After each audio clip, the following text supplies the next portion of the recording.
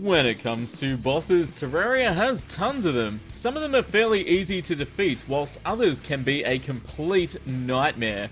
How's it going, crew? This is Happy Days, and today we're looking at my personal top 5 hardest bosses in Terraria. A quick disclaimer before we get started. I base this list today on when newer players to Terraria are likely to encounter these bosses for the first time. Obviously, after several playthroughs, you will develop strategies to better defeat these bosses on this list. With that said, let's get started. Expert mode threw out a few surprises to veterans of Terraria. One that completely caught me off guard was the humble SKELETRON, Guardian of the Dungeon. In Expert mode, SKELETRON gains an additional cursed skull attack when one of its hands is destroyed. These skulls fire rapidly and deal a whopping 70 damage per hit.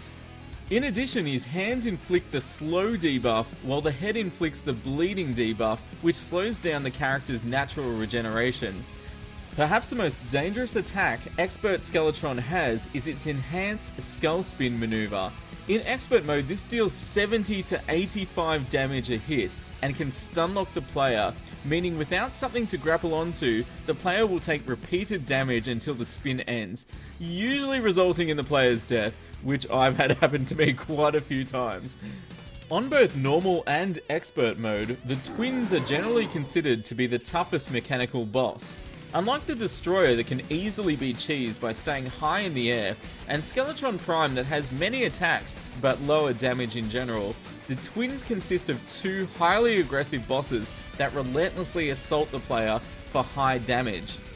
What makes this boss so difficult is that as each eye takes damage, the frequency and intensity of their attacks increases. Furthermore, each eyeball transforms after taking significant damage, generally gaining stronger attacks. With Spasmatism staying in melee range with its Cursed Flames attack, and Retinazer blasting the character from a distance, if the player transforms both eyes at the same time and is unprepared for this, they are unlikely to survive. Deep in the jungle, after defeating all the mechanical bosses, the player can discover little pink balls relaxing in the lush grass. Striking that ball with the pickaxe, however, will unleash the Jungle Guardian PLANTERA upon the player, which has free, unrestricted movement in the dense green depths. In its first form, PLANTERA deals high damage by spitting spiked balls that bounce along the ground. Most people encountering PLANTERA for the first time won't know that making platforms high off the ground will keep them safe from these deadly spears of death. When PLANTERA reaches its second form, it unleashes a swarm of tentacles which deal considerable damage. Worst of all, they block the player's attacks, meaning if they don't have a piercing weapon available, they are likely to get overwhelmed before they can defeat this deadly boss. Back in the days before Terraria 1.3, there existed a secret boss that ruled the ocean waves that could only be summoned using a fishing rod and bait from a completely different area. This boss was considered a tough challenge, and even before expert mode, could deal out massive amounts of damage and quickly destroy even endgame characters. That boss is Duke FISHRON.